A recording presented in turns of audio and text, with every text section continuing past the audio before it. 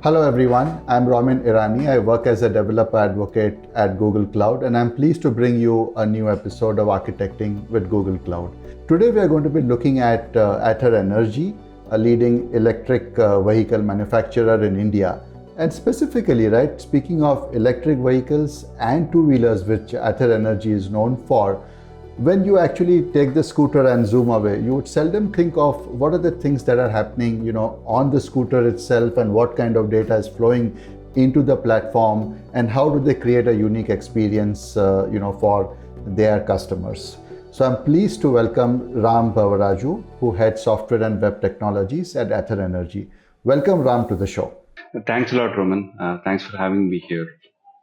My name is Ram Bhavaraju. I head software and web technologies here at Ather Energy. Software covers the entire length and breadth of what we do at Ather, right from our factory all the way to the customer, all the applications, what we build, the platforms, what we maintain. Thanks, Ram, for joining us. So let's get started with learning a bit more about Ather Energy, and specifically, if you could tell us some of the unique features that you bring to the market. And since you've had a ringside view of the EV evolution that's across the country, could you share some of your thoughts on that too? I'll start probably with Ather Energy and just focusing more on what we started this journey for. So we started to get a very good form factor out of two-wheeler vehicles. So we wanted to build an EV energy ecosystem and have a great customer experience and have a great product fitment into the market. And that's how the entire Ather Energy's product started. And we truly believe in customer experience, and that's where probably the first of its kind in a two-wheeler form factor started at Ather, and we had features like ride statistics, navigation on a 7-inch touchscreen. There are lots of two-wheelers out there in India which had this kind of a screen, but none of them had this kind of a form factor of touchscreen. And we had navigation, turn-by-turn navigation on top of it. We had ride statistics. We're using your companion app and also on your touchscreen on your vehicle. We have something like your side stand detection, which gives you an indication if your side stand is open when you're riding your vehicle. So on and so forth. Lots of these unique features are probably the first of its kind in the market itself, coming from Ether. And now that the market has been quite evolving in the last 2 3 years, specifically backed up by a central government policy called FAME, fast adoption for both hybrid and electric vehicles. And the latest version of it was version 2, which was released in 2020. That kind of catapult the entire demand part of things for an OEM, right? To ensure that the EVs come into the foray, the main foray of the two-wheeler segment. That kind of a demand was really really helpful, and FAME subsidy really helped us like gather lots of momentum, and that's where lots of electric vehicles also manufacturers also started coming into the picture. Great. So you mentioned various features that you've already built. For example, the side stand, the ride characteristics, etc. So I can almost imagine the kind of data that's continuously going, off every single vehicle, which you are then sort of analyzing and even giving near-time real feedback to the customer or the driver in this case. So if you could just give us a bit of an overview in terms of the sheer scale of the data platform that you would have to build out, and how Google Cloud Platform has helped you do that. It's a very good question to help everyone understand also what does a electric vehicle do. Just look at the form factor of two wheelers in this case because of obviously the Ather Energy, right? We have 50 plus sensors within our vehicle, and they keep sending data at different frequencies at a large volume. The frequency at which they send, we kind of gather all the data in a 5 second intervals and start sending it into the cloud. And we have a fleet of 20k plus vehicles out there on the road, right? And think about 20k plus vehicles on the road sending almost close to 500 600 variables at a 5 second interval. It becomes like if I just do the basic mathematics, it's gigabytes from each of these vehicles turns into terabytes of information on a monthly basis, and our cold storage right now runs into petabytes. Why do we collect such volume of data? Is about because as I was pointing towards all the unique features what we are building, right? Like for example, if I look at ride statistics, I need to understand how did you how I need to understand how did your ride go, and then probably present it back to you as a customer in a way where you could consume it.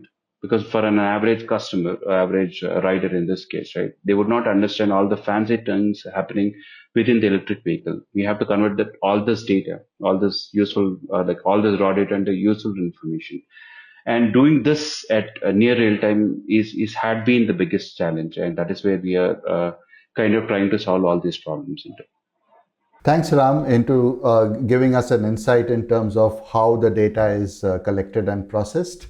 What I'd like to do next is to straight away dive into the architecture.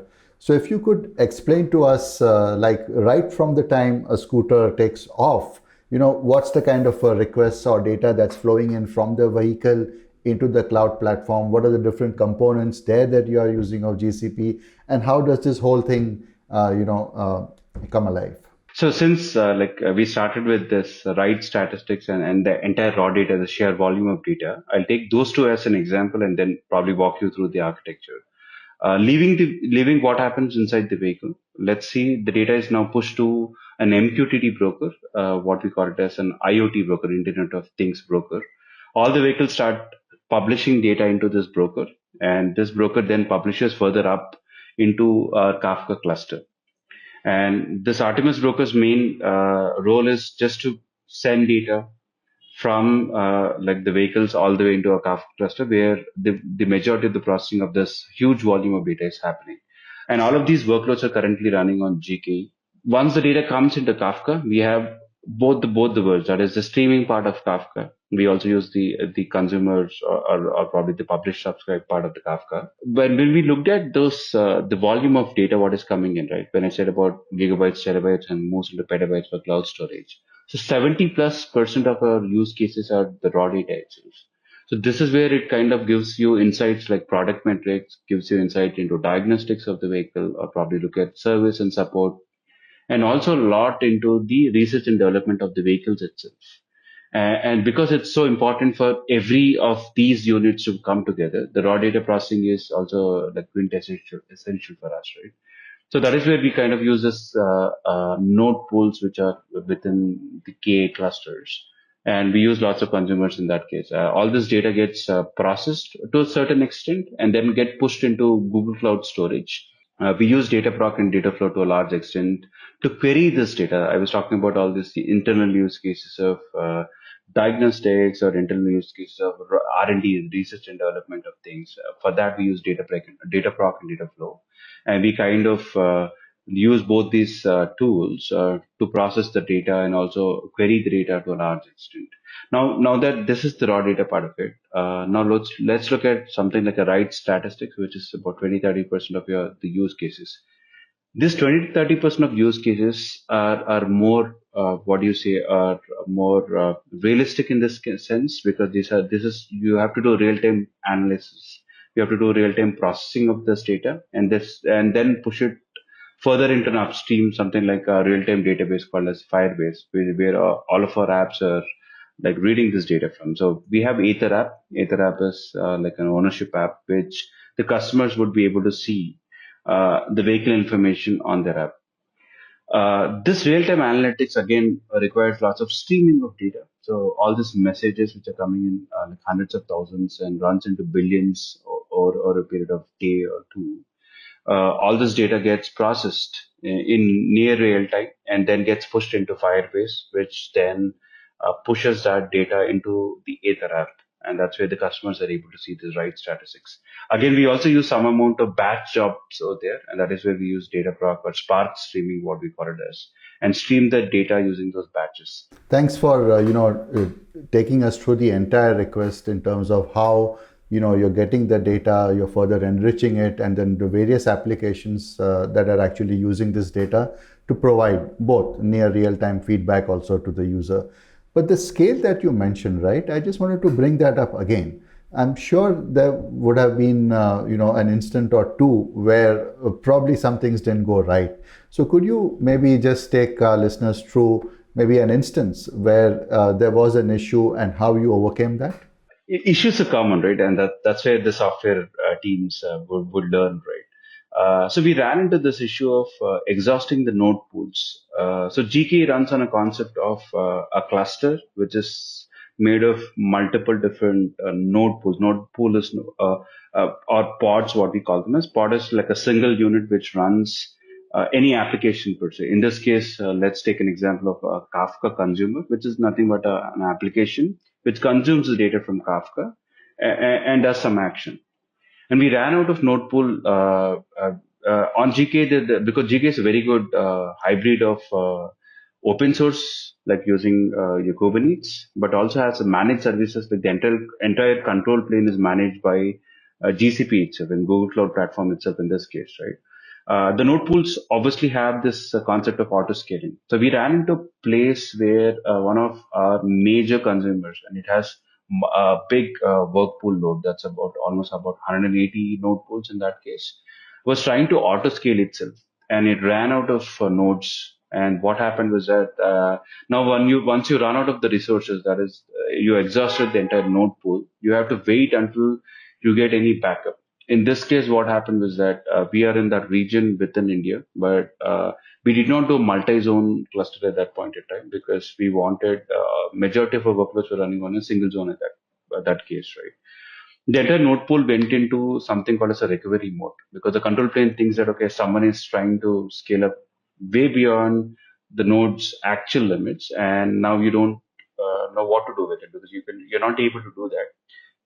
Then the cluster finds out saying that okay, I don't have enough resources, now I have to fix it because I have to allocate the existing resources itself, right? Something like that happened, and it took about 12 to 14 hours for us to recover from that.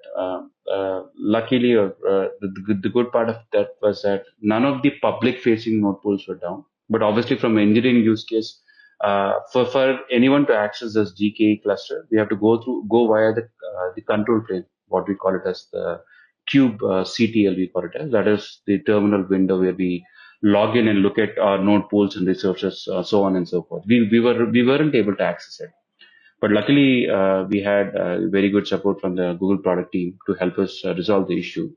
Eventually, we found out that there is a way to work with the cluster management itself via this control plane to like share the loads between the zones, and then we started getting into that kind of conversations with the Google Cloud platform support specialists, and it was while it was very challenging because obviously 12 hours, you as a software team are panicked saying that hey, I'm not able to look at what is happening in my own production. But eventually, it's a good learning curve because that's where we also got to know lots of these important things what we do on the cloud platform. That was an interesting challenge, and thanks, Ram, for taking us into how you addressed it. What I wanted to do now is actually go back to the vehicle itself. And earlier you mentioned that there's a device that's running on the vehicle itself, right at the edge. So if you could tell us a little bit more about the features of the device that's there on the vehicle. So vehicle intelligence as a platform, if I put that word across, right? So we are trying to make a digital twin, the vehicle and the cloud, almost having like similar or more functionalities. But there are limitations in terms of vehicle just because of the hardware limitations and also the form factor, what you can fit within the vehicle. And that's a very fact that the intelligence is like a little bit of what do you say, compact in that sense. We have multiple layers within the vehicle itself. We have the dashboard layer, which is the human machine interface or HMI, what we call it, which has a UI app, which is built on Android platform. Then we have applications which are supporting this HMI and also taking lots of intelligence steps. So we have data intelligence as a library or an application which runs, which takes informed decisions around I'll give a feature like auto indicator turn off. So auto indicator turn off is something which you would have seen in a car, and automatically as soon as you take a turn, it gets back, the lever pulls back, right? A similar kind of a thing in a two-wheeler vehicle, and probably you would have not heard or seen about it, right? That's one thing as an intelligent platform we were able to build because of these sensors what are there within the vehicle. We are able to get the data and auto turn off the indicators. And these are some of those features which are the data intelligence platform is building, and that's where that data intelligence as service which is inside the vehicle. Then we have a layer called as a networking layer or the edge device, which is right at the top of all the layers within the vehicle, right? And this is the one which takes care of your entire connection to the upstream. That is your cloud connect, connecting to the cloud, or what we call it as a V2X, or vehicle to the cloud in this case. This is that edge device or edge application which sits right on the networking layer and sends this data to the RTMS broker, what we spoke about during the cloud side of things. It also takes care of one very, very important or a salient features, and that's the reason we call it as an intelligent or data intelligent in this case, right? Because we have a 4G SIM inside the vehicle and you're roaming around, and there's like a data connection which is being there, not there. And in the situations where the data connection is not there, this edge application starts storing the data within the vehicle. And now the challenge is that how long can it store? Because you're talking about terabytes and gigabytes, terabytes and petabytes on the cloud, right? It's That's where the intelligence part of things, right, comes into the picture. It can store up to 21 days of data. Then we also have very, very important application called as a shadow application, or probably a vehicle in vehicle application we call vehicle app. This transforms all the data which is coming from the internal units or the control units within this electric vehicle, and sends it to the edge device or edge application and sends it upwards to the cloud. It kind of gets all the data and publishes to this edge application, which further publishes up into the cloud. Similarly, we also have a very like salient feature called as feature flag management system, which is like a system which kind of manage all the features outside the vehicle. Like for example, a customer comes to us says that, hey, I want to do a different subscription plan or change, add more features, turn on more features inside my vehicle, right? And that is available right now at this point in time, where we will send that back into the vehicle, and this vehicle app is the one which is kind of getting those commands and transforming that into those control units in the language they understand, or probably in the command they would understand. And so all these layers are stacked up that way. You have the edge device which is sitting right on the edge. Then you have the dashboard which is sitting on the vehicle and informing the customer, take some informed decisions. Then you have this entire data intelligence which is kind of reading the data and making more informed decisions within the vehicle and also sending it upwards. Then the in-vehicle app or the shadow app, which is kind of talking both ways, that is to the cloud and from the cloud, and sending further down into the different units within the EV. Thanks, Ram, for helping us understand the kind of intelligence that's built in every, Ather Energy vehicle. Now, if I just look at the whole platform and where you are there right now in terms of the features, when you started off, right, to build out these platforms, there must be certain, I would say, characteristics or certain kind of features or the way you would want this platform to have turned out in the future. And what were some of those, technology decisions that you had to make at that point in time, even in terms of the vision you had for the product, and how has Google Cloud Platform helped you achieve that? Obviously, the top of the list is like cutting down the cost as you scale. So when you're at 1,000, 2,000 vehicles, like a startup, you would always think about how do I go fast out there. But once you start moving from 2,000, 10,000, 20,000 and upwards, right, you have to cut down the cost. Cost was one of our major things. And that's where GCP was very, very helpful. In fact, the entire K8 or GKE is quite good in terms of optimized workloads, like auto scaling features are there, right? To increase the workloads, reduce the workloads on demand, and something like preemptible virtual machines or PVMs, what we call them as, to be attached to these workloads, which inherently saves lots of cost in that sense, right?